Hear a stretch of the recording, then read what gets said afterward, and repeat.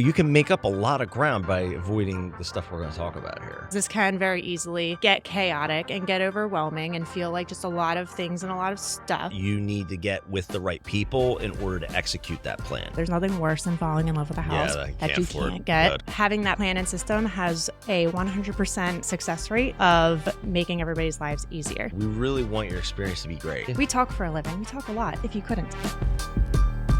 Hey, welcome back to Millennial. Hello. Yeah, I like this new setup. It's like you're sitting in the kitchen with us. That's right. Let's have a conversation. So what we're getting into today is 3 things that you need to do to avoid real estate chaos. Yeah, so I'm going to take the seller side and Jen's going to take the buyer side because real estate consumers make mistakes on both sides. And that is what good realtors are here to help you avoid. So why are we doing this? Why was this even a Because I'm going to tell you exactly why we're doing this. Realtors annoy me a lot on social media. They really do. I can't stand it because there's like this arrogance. An accountant isn't supposed to know how to do this. A doctor is like curing cancer and like doing heart surgery. He's not supposed to know like down in the nitty-gritty of selling your house. And I think realtors take for granted that like people are off doing other things and they don't know what the mistakes are, the same way that you go to the doctor for advice or an accountant knows like how to save you on taxes or an attorney knows how to keep you out of legal pitfalls. Realtors are no different. There's a lot of you don't know what you don't know.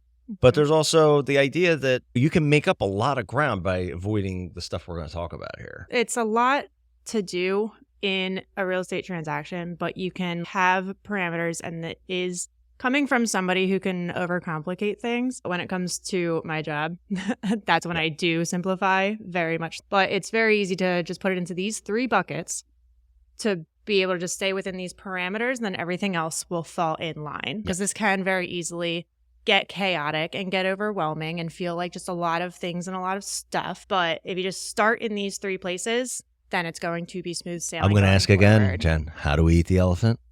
Bite at a time, even though I still don't know why people would be eating an elephant. Yeah.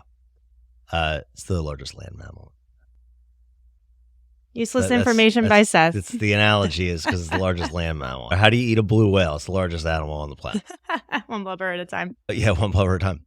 So I'm going to take sellers, though. I want to start with those. I am predominantly a listing agent. I do work with buyers as well. Same thing with Jen. But sellers have sometimes a lot more work to do because they are also buyers. And Jen's going to talk about that in a minute. But there is a little bit of a balancing act to be had to sell your house. And I really push my sellers to contact me early. And I know we've talked about this before, but I just can't understate this enough. There's literally never been anyone at a settlement table who said, I just reached out to my realtor too soon. I don't know what I was thinking. It's not even a logical thing. Sometimes it's very simple. I will admit that. Sometimes it's very cut and dry. Hey, I'm moving to Cincinnati. Here are the keys. Sell it. Call me when it's sold. That's different.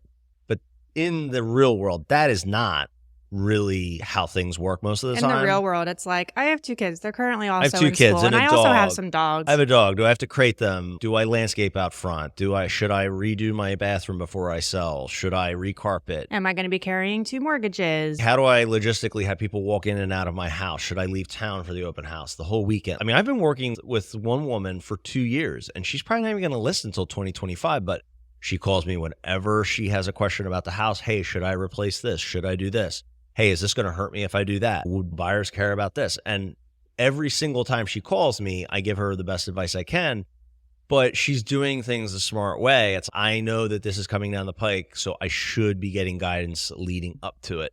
And to your point too, you're taking the seller stance on this, I'm taking the buyer stance on this. What you're going to find is that they both have the same 3 key things to do. That's right. And those 3 things that we're going to go over in both scenarios is to not wait. Number 1. Number 2 is to have plans and systems in place. And number 3 is to have top people working with you. And we'll go into what kinds of people those are, because it's not just your agent. I was just diving right in because I'm just so excited about this topic. Oh my gosh, so excited. But I actually want people to know what we're going to talk about. Those are the 3 key things. Yeah, that's absolutely right. With sellers, you can absolutely wait too long. And then you've got a situation where you have more chaos than you need. This really, though, when I say reaching out, it goes for families. upsizing families or downsizing families or side sizing, which means you're moving across town or into a better school district or something like that. But there are so many little logistical things that we can help you with. And a lot of times what I have seen is people they look at like, honey, there's no way we could possibly be a parent and sell this house at the same time. And then it just seems untenable, and then there's just paralysis, and then you do nothing. Our New Year's episode where we said that one of the main reasons why your goal is going to fail is because it seems unattainable. But also working a plan. So a lot of times what I do with a seller is I give them kind of what I call their homework. So I go in, I assess, I look at things, whether it's like a divorce where it's like your homework is, hey, you need to speak to an attorney, or if it is somebody who needs to do things to their house, or I have somebody right now who has to get testing for their son to see if they qualify for a certain program in a certain school district. That's a different one. That is their only homework because it's going to decide whether they move at all. So getting a plan in place, that's what we do. We're very logistical based. And then we'll get to selling or buying the house. But this lead up is very important. You want to work with somebody, and you want to work with like a team that actually has all the resources for you and has the experience to kind of line you up and get you where you need to be. From the ground up. From the ground up, that's right. And then the other side of it is really having the resources and the team of professionals around you. Like right now, I have someone in Philadelphia who needs like a city attorney because there's like a tax abatement issue and he wants to sell before his 10 years is up. I have an attorney in the city that has worked in this space before. It's those types of things where you need to get with the right people in order to execute that plan. I give you your marching orders, but then I also can just say, hey, listen, you don't have to go Google anybody. Here's the deal. Here's the guy. Here's this person. Here's that person. And then that referral ensures that good service is given. That communication stays streamlined too, because if you're going off of the referral for what we're recommending is work that needs to get done, do you have to just like paint, or do you need to go redo some rooms like replace certain utilities? Or whatever? I think home improvement is the most apparent thing when people are listening to this. They're probably thinking that, but there are other things. Here's a perfect one. You're selling your house and you need to go buy another one, and you're an independent contractor or you're a small business owner. How you file your taxes that year is going to be super important. Oh, I'm going to sell in the spring. Okay, you call your realtor in March, you file your taxes, and then you go to buy, and you realize that your accountant, whose job it is to make it seem like you make no money, now the lender can't issue a loan. I'm not admitting to that on the internet, Ira. Yes, that's absolutely right. If someone had met with me in November, I'd be like, okay, so what do you do? He's like, oh, I'm a carpenter. I'm like, okay, so are you filing your taxes? When are you doing that? And then we would get them in touch with their lenders so like everybody can speak to themselves, because independent contractors and small business owners can be a total nightmare. And the main reason is because of that tax issue. It's a very good point to make. If you're a realtor listening to this, that's an important thing. If you can't demonstrate consistent commission income and you take a ton of deductions, it's going to be really hard for a lender to feel good about giving you a loan. So yeah, I will kick it over to you though, if you want to talk about buyers. But for me, like sellers, this is like a passion project for me. I'm like talking to people. I'm like, listen, I am not coming over to your house to try to like put a sign in your lawn. Like I literally need to talk to you. I guess like systems are really important, whether like you are a like type A personality who needs lists or not. As soon as I go and meet a seller, you seem like a list kind of person, and then the eyes light up and it's like the gates open. Yeah. It's yes, I love lists. Please give me instructions, please. Yeah. And I don't know where to start. I'm so happy to be able to be like, here is a list to be able to check things off. Forms are standard, but processes are not. It all depends on who you're working with and who has what. So don't be afraid to ask somebody what kind of like systems that you have or resources that you have to use. Yeah. And just so you know, our team, we have lists coming out of our eyeballs over here. So we have all kinds of things and tools. If you're like a box checker and you like your little to-do lists, that's something we can provide. And a good agency it's a demonstration of organization and expertise if they have all those tools for you. You also know what to expect too going forward. So on the buyer side of this, and like you said, sellers are buyers because they got to go somewhere too. With the first point of not waiting, and we've mentioned this before, but say you're like, I'm not ready to buy right now. This is going to be like a later thing. I want to wait for interest rates to drop more before I buy. And that's like fine and dandy. But like we said in a previous episode, there's no such thing as too early, but there is such thing as too late. And what I mean by that in this situation, and it's because I've seen it before, where they go through the pre-approval process because they're ready to get out there and get into the market and start firing off offers. And they're like, okay, I'm ready to go. My lease is up in, I don't know, say 3 months. And I think 3 months is plenty of time. But consider if your lease is up in 3 months and you're starting to go out now, from the moment you go under contract on a house, that's minimum 30 days before you actually go to closing. You want to bake in time to be able to move your stuff out. You don't have to pay your first mortgage payment for between like a month and a half to 2 months either. Yeah, so depending on when you settle. you want to give yourself time to move your stuff out of where you were living before and into your next place without being like me, who had literally 3 days between the end of my lease and purchasing my house. It's stressful. So that's 30 days right there. And let's just say 40 days with moving out. And then on top of it, you need to leave time to actually go see the houses. So the longer you wait, the more you're limiting your own inventory and your own options, because then you're going to feel pressured to buy because you have to, and you risk not getting what you really want to get. So give yourself more time to be able to look and get rejected offers, because every buyer has those growing pains. It's going to take a few tries potentially if the market keeps going the way it goes. Yeah. And that's okay. It's all part of the process. The right house always works out, but you need to bake in the time for that to be the case. The other mistake with waiting is you're going through pre-approval process and you find that things are not as clean in your file as you would have thought. Maybe your credit. I always say whatever you think your credit is or whatever your FICO score says on your credit card statement or whatever, just take off 25 points in your head. And that's what it probably really is.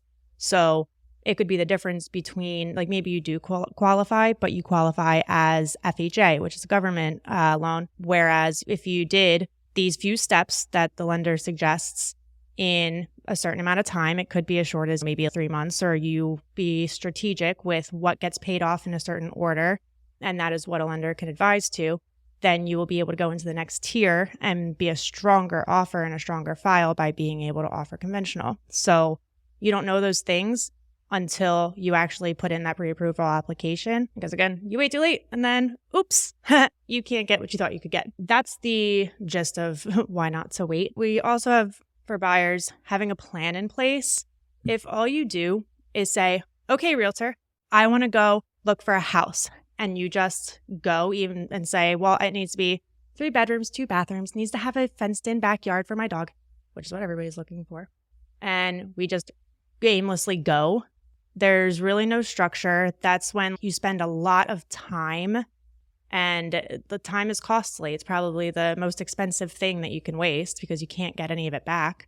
You end up spending all this time not focusing in on realizing that the school district that you're in is important, or that, oh, maybe the kitchen is a make or break room, or any factor of things, or maybe you're buying with a spouse or a partner and you realize, oh, I love this, but your spouse is like, what are you talking about? No, I hate that. Oh, well, that's not important to me, but it is the other person. Yeah, and I'll interject here real quick, is that a good agent, even when you're out, is going to ask you a lot of questions. If they're not asking you a lot of questions, like, oh, okay, what do you like? How do you like this house? We ask all kinds of stuff like, hey, does it work because it doesn't have a dishwasher? Does this bother you? Does it bother you that, like, you know, in Cape Cods, which in the Northeast are very common, does it bother you that the kids are upstairs and you're downstairs? Like, we ask a lot of different logistical questions, because those showings, you're busy, we're busy, and we want to drill down as fast as we can. So, I mean, like, we want to respect your time and then respect time that we have to be able to take you guys out too. What we have, at least, is a buyer questionnaire. So before we even step foot out into going to see a house, we want to make sure you've spoken to our lender.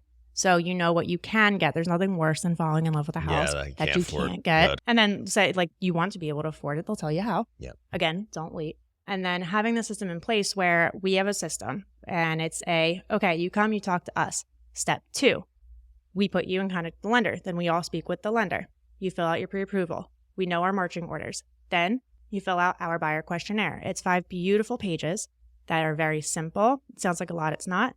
That are able to bring up the conversation, whether it be you getting yourself to think of things that you may not have realized were as important to you or not, and be able to streamline you and your partner of what is important to both of you and have that down on paper. It also allows us to know what is important to you, so that everybody is on the same page and that the time that you're spent together is used in the most productive way possible. So we will also know, okay, what is really important, what can be compromised, but what really can't be compromised. That's when we'll find that out before even having to step foot into a door. And sometimes it changes, and that's totally fine. You just have a baseline of going into this, of what's actually important. We then make a portal, and then so on and so forth. So having that plan and system has a 100% success rate of making everybody's lives easier. And then have the top people. So yes, obviously this means your agent. And then go back to the one after the holiday episode to figure out how to pick the right agent. Boy, I could have a whole episode to talk about how having the wrong lender. Yes. Triggered. Yeah, triggered. Can completely ruin an entire transaction for you. Jen and I had a doozy. A war story. At the end of 2023, my God, we had a guy who, it just did not did not work out. We were under contract for what, 45 days? And more than that. In total? No, that whole deal, we had to flip it. We had to flip it to another lender or whatever. And the guy he literally just didn't look at the guideline, and he didn't listen. Yeah, he didn't listen. He didn't look at the guideline for the loan program itself. It boiled down to he didn't listen. He didn't listen to what she went to him with. But regardless, I digress. So, the point to that, though, is that if your agent says, here's my preferred lender, everybody knows we do not get a kickback for that. We do not get paid extra. There is no incentive to us to use people we are recommending, other than we just know it's going to go smoothly and we know that you are being well taken care of. That's the kickback. We don't get any financial gain for you using somebody we recommend. Yeah. But if you say, I just like to shop it around and I heard Rocket Mortgage has a lower rate, or they have this really great thing they're advertising, I twitch a little bit and I'm like, oh my God, please don't. Because what I can say is also with preferred lenders, typically you have an issue on nights and weekends, which is when you're going out to go look at properties. That's when they're available. They will answer, and happily. It's just like us. It's part of the job. And it's a little bit of a bait and switch too. Rocket Mortgage and some of these Loan Depot outfits, they have low rates, but they kill you on fees. So what we always try to do is, listen, you are able to shop. We can't force you to use anybody. And agents across the country, I don't believe can either, but at least in the state of Pennsylvania, we can't force a consumer to use any inspector, any title, any lender. But we always just ask for the courtesy of our people being able to get in the mix if you are going to be shopping around. Our guys are pretty good, man. I don't think we don't lose a lot of files after once you pull the veil away from all these other programs. It's trying to get you to click on certain things, and they say, oh yeah, you can get a 2% lower rates. Nah, not really, because by the time they bake everything in, it's totally different. It's just they need to sell something, and also you have the added layer of what's their incentive. I mean, those will get paid at the end of the day regardless and be able to sleep at night. When you're using more like private lending companies, they get paid when you get your house, and they have way more skin in the game, and there's more on the line. They have more to work for, and they want to. And it is more of a personalized experience, especially in this kind of situation. I would add, if it's my preferred part, like lending part, like they're incentivized to make everyone happy because they don't have to be my preferred lending partner. So you have that kind of anchor where, like our lender yesterday was texting us pretty much through all the football. And I know he was very, very interested in the football games yesterday. And he told me, he's like, I'm probably going to quote log off at 3. Meanwhile, I was talking to him all night. Personally, I wanted to tuck and roll off the Commodore Barry. Yeah, well, we had a little bit of a rough night last night, but that's okay. We get dinged up in this business. But in the end, we definitely try to push you towards the people we like to use, not because we get kickbacks or anything like that. It's because we really want your experience to be great. Yeah. I started this entire episode by saying, like, you're busy and you have something else you need to do every day. This is all we do. So and they know the way we work too. Yeah, they know our expectations. Like a guy sitting in a call station in Boston who never worked with you, he's never worked with me. He has no real incentive to pick up the phone on a Sunday morning, which frankly is when we need numbers if we see something and offer. Like last night, we had offers due at 5:30. If that lender isn't really engaged, or he's some guy who's just 9 to 5er, you're not going to get that offer in. So, and you know what? Not to mention, I didn't have this written down. It's a really good point. Having the right team working with you when it comes to actually submitting offers. The agent he's talking about for the offer we were putting in last night, she called me to talk about the lender. If you don't have a lender with a good reputation. We got the offer accepted because I was talking to her and she said, I don't know that company. Can you tell me about them? I said, oh, this is for sure my preferred lender. I said, we've closed well over 100 deals with him successfully. And I was able to speak very highly of, if you ever needed to get a hold of him, you're going to. If it's 9:00 at night on a Saturday, or if it's like 7 a.m. on a Tuesday, you're going to be able to get a hold of him. She was like, that really excites me. And it was part of what got our offer accepted. Yep. And even things like a title company, a settlement coordinator, a conveyancer. So people who all play roles in this are so important to be able to keep this all streamlined. If there's any broken piece in the link, it's just going to fall apart. You got to hire the right people. Yes. You got to get a plan. Yes. You got to reach out and get this whole process started earlier than you ever thought. And if you're not sure if it's the right time, yes, go ahead. I don't mean right time to go get out there, but the right time to make a conversation. Absolutely. Yeah. We talk for a living. We talk a lot, if you couldn't tell. Well, we start a podcast, so we don't mind talking. So that's really the gist of it. Yep. So 3 main things to avoid chaos. Don't wait. Have plans and systems, and work with top talent. Top talent. All right. Cool. See you next time. See you guys. Bye.